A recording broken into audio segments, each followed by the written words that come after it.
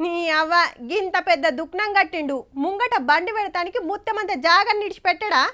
గటెందుకు పోయినవురా parking తోటి పెద్ద పరిశానే ఉంటది జరషెప్ కూడా ఏడ ఆప్తానికే ఉండది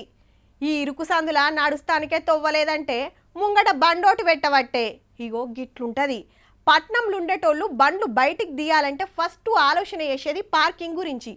కానీ గిడగా పరిశానే లేదబ్బా